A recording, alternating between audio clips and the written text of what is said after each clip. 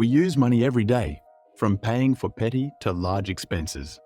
But have you ever stopped to think, who actually decides how much of it exists?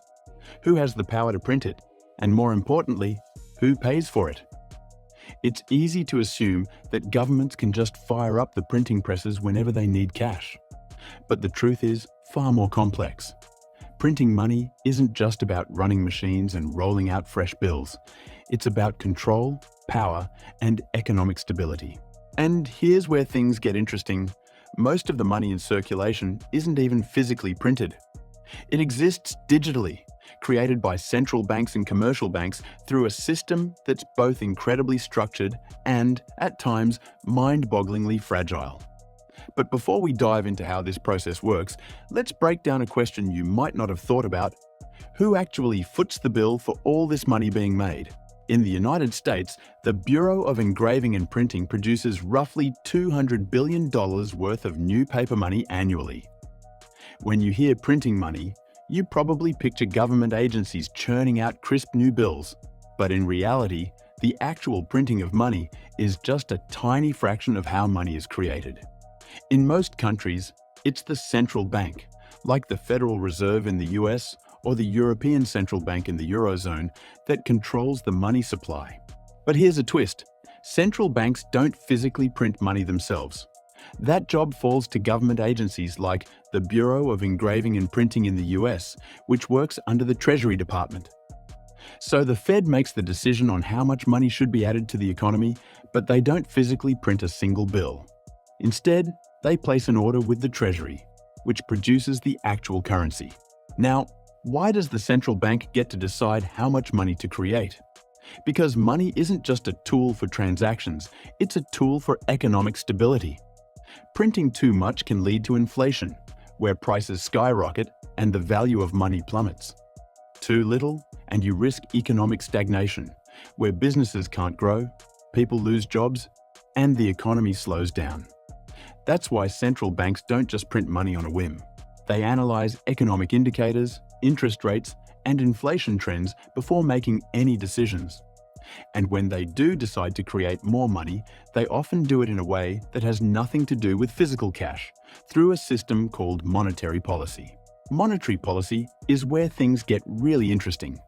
Central banks primarily control money supply through something called open market operations.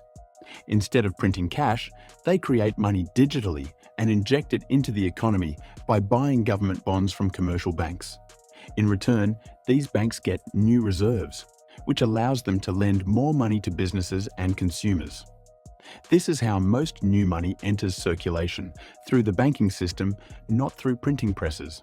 When banks lend money, they actually create it. That's right, your bank doesn't just hand you someone else's deposit when you take out a loan. They create new money by typing numbers into your account.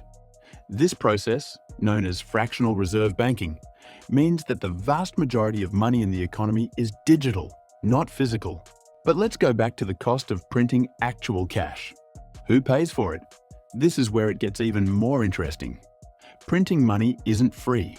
It costs the government real money to produce physical bills and coins. The Bureau of Engraving and Printing in the US spends anywhere from 6 to 14 cents per bill, depending on its denomination. But here's the kicker. If it costs 14 cents to print a $100 bill, that bill is worth $100 once it's in circulation. That's an insane profit margin. This is known as seigniorage, the difference between the cost of producing money and its face value. This profit doesn't go to a private company.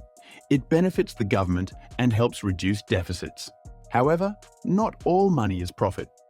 Coins, for example, sometimes cost more to make than they're worth.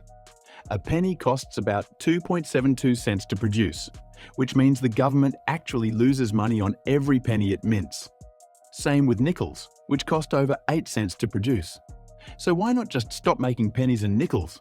Well, that's been debated for years, but the resistance comes from public sentiment and industries that rely on these smaller denominations for transactions. Now, let's talk about something even more controversial. What happens when a country prints too much money? This is where the real problems start. When governments or central banks create too much money without balancing it with economic growth, hyperinflation can take over. Take Zimbabwe in the early 2000s, or Venezuela in recent years.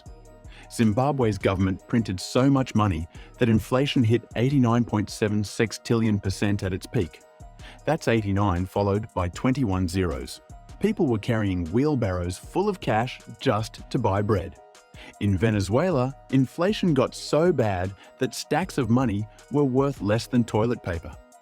This showcases that printing money isn't a free pass to wealth, it's a delicate balancing act. But here's another mind-blowing fact. Most countries don't even control their own money supply entirely. In many developing nations, their economies are tied to stronger foreign currencies like the US dollar. This means they can't just print their way out of financial trouble because their currency's value is dependent on foreign reserves. Some countries, like Ecuador and Panama, don't even print their own currency at all. They simply use US dollars, meaning their economy is at the mercy of the Federal Reserve's decisions. And then there's the digital future of money. With the rise of central bank digital currencies and cryptocurrencies, the traditional system of money creation is being challenged. Governments are exploring digital versions of their national currencies, which could change the way money is created and controlled forever.